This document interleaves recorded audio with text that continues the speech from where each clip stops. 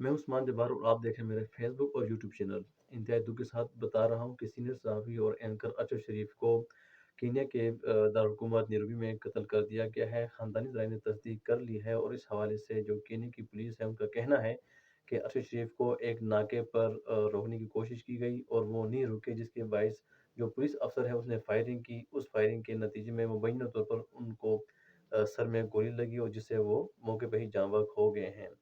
इस हवाले से आज दिन भर इस्लामाबाद की जो पाकिस्तान की मीडिया है इसमें ये न्यूज़ चलती रहीं और अरशद शरीफ के हवाले से हर कोई जो है ना वो उस पे ताज़ियत का इज़हार कर रहा था। पाकिस्तान के जो साबिक़ वज़ीर-ए-आज़म इमरान खान आज उनके सुबह उनके घर भी गए थे इस्लामाबाद के जी सेक्टर में, जी11 में उनका घर है, वहाँ गए, उन्होंने वहाँ को विज़िट किया और ताज़ियत के लिए गए। इसके अलावा जो दीगर सियासी ज़ुअमा हैं वो भी गए। इसके अलावा जो हमारे वज़ीर-ए-आज़म हैं शहबाज़ शरीफ़ उसने ताज़ियत की, साबिक़ वज़ीर-ए-आज़म नवाज़ शरीफ़ उन्होंने ताज़ियत की, बिलावल भुट्टो ज़रदारी जो कि फ़ॉरेन मिनिस्टर हैं उन्होंने भी इस वाक़ये की पे जो है अफ़सोस का इज़हार किया और तहकीकात का मुतालबा भी किया। आज जो कौमी असम्बली का इजलास है उस इजलास में भी करारदाद पेश की गई और इस हवाले से मुतालबा किया गया कि अरशद शरीफ के कत्ल की तहकीकात की जाएँ। ज़ाहिर है तहकीकात तो होंगी, ये एक अहम केस है और पाकिस्तान के मरूफ सहाफ़ी हैं, उन्होंने इंतहाई बेहतरीन सहाफ़त की और जब तक इस्लामाबाद और पाकिस्तान में मौजूद थे, उनका जो प्रोग्राम था एयरवाइज़ से चूँकि वो वाबस्ता थे, उनके प्रोग्राम को लोग बड़े शौक से देखते थे और वो इन्वेस्टिगेशन जर्नलिज़्म में उनका एक बहुत बड़ा नाम है। मरहूम गुज़िश्ता 1 साल से काफ़ी जो है मुश्किलात का शिकार थे जब से पीटीआई की हुकूमत चली गई और जो नई हुकूमत आई है, इस दौरान उनके ऊपर काफ़ी मुकदमात बनाए गए हैं, जिसमें गद्दारी के मुकदमात भी दर्ज थे। गुज़िश्ता चंद माह से उनके खिलाफ जब कार्रवाइयों में तेज़ी आई तो उनको मजबूरन ऐसे हालात पैदा किए गए कि उनको पाकिस्तान छोड़ना पड़ा और कुछ अर्सा वो दुबई और बाद अज़ां वो सुलह बरतानिया में भी मुकीम रहे। और अचानक फिर वो कीनिया चले गए। वो क्यों कीनिया गए इस हवाले से तो अब ज़ाहिर है तहकीकात होंगी तो उसके बाद ही मालूमात हो सकेंगी।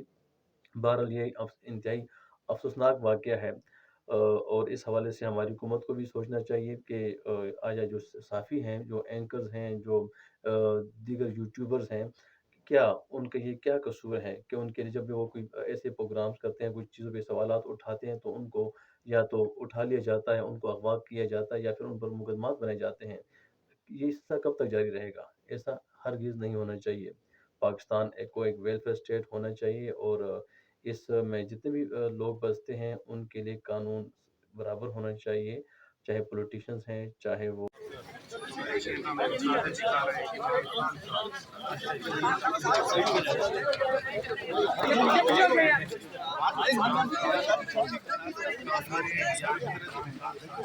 आवाम को पेड़ को दिया समझाए हम सब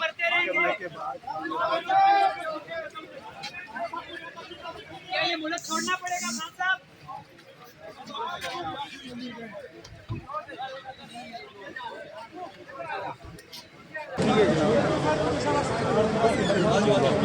मोबाइल पीछे करें, मोबाइल पीछे इधर ही रहें, आप इधर ही रहें। रुको रुकिए रुकिए इधर ही। एक ऐसा जेस्चर हमने दिया कि फौरी तौर पर हमें इत्तला मिली और वो खान साहब हमें आज़ादी मिलेगी। खान साहब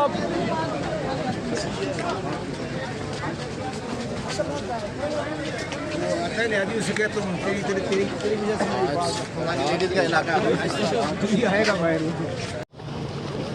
स्पीकर से वो तब आज़ादी कलम में लाइव कर दिए भूटान वाले ने 1000 इंशाल्लाह 1000 यार सेल्फी बाद में बनाना।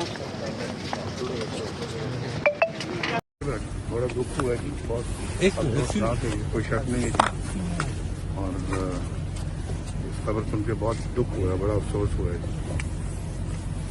Okay please thank you. पीछे हो जो मोबाइल। अस्सलाम वालेकुम। मरीम साहब क्या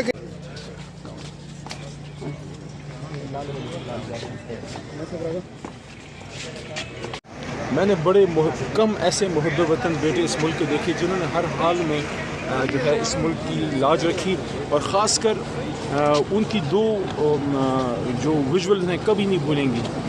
एक जब वो अपने शहीद भाई का झंडा उनको पेश किया जा रहा था और दूसरा जब वो झंडा ऊपर चढ़ा रहे थे